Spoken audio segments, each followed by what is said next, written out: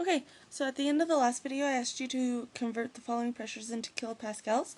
Now if we look at the answers here, 4 atmospheres is equal to 405.3 kilopascals. Okay, 855 millimeters of mercury is equal to 113.9 kilopascals. 0.625 atmospheres is equal to 63.3 repeating kilopascals, and 150 millimeters of mercury is equal to 19.9 kilopascals. Now if we look at Boyle's law here, we have the Irish scientist Robert Boyle studied the relationship between pressure and volume of gases at constant temperatures. The pressure on the walls of a container is caused by the collisions of the gas molecules within the walls.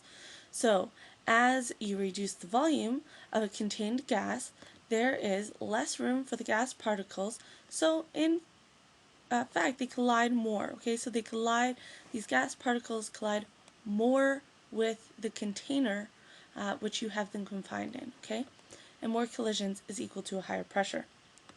So if we plot volume versus pressure for a gas, we put volume and pressure, okay, we're going to get something that looks like this. So what this is essentially saying is that as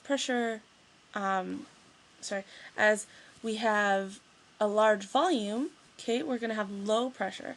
And as our volume increases, our pressure decreases, and as our volume decreases, our pressure increases. Okay, so they're inversely related. So Boyle's law states that the volume of a gas varies inversely with the pressure at a constant temperature and mass. So what this is saying again is that as one increases, the other one decreases. So for example, here we have lungs. So to inhale, we increase the volume of our chest cavity, which decreases the pressure and makes the air move in. This is exactly the same sort of principle that your vacuum cleaner uses. Okay? So for example, again, breath hold diving. So this is where you're going to take a big gulp of air and then you're going to dive as far down as possible. All the air containing spaces within the body shrink as the pressure increases with the depth. And this doesn't happen with scuba gear because it is able to hold that pressure in. Okay? So our formula that we have here is that the pressure and volume at one point of a gas is going to be equal to the pressure and the volume at another point, assuming the same temperature. Okay, so again, where pressure is in kilopascals and volume is in liters. Okay, this is again under the idea that there's a constant temperature. Okay, so no variation in temperature at all.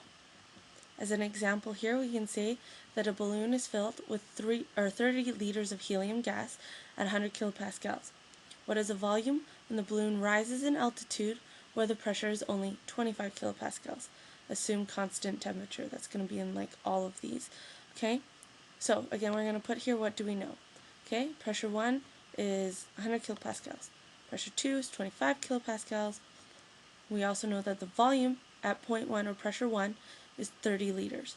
Now what I would also like you guys to see here, which is not depicted, is what you're trying to find out, or what you don't know. And in this case it would be volume 2, okay, or the volume at 25 kilopascals. So you're going to go ahead and put your, so this is your formula, okay, so no, don't know formula. We've got some substitution, okay, and here's our answer. As another one, I would take either a picture or maybe a manipulation there of that particular equation. For example 2, the pressure on 2.5 liters of aesthetic gas is 100 kilopascals. If 6.25 liters of gas is the required volume, what pressure must be under, assuming we have a constant temperature? Again, these are the variables that we know. Okay, I would also like to see what you don't know. In this case, it would be pressure 2. Okay, here's our formula, substitution, answer. Alright, I'm gonna have some more formal calculations of me writing these ones out the way that I'm looking to have them written on tests in future videos.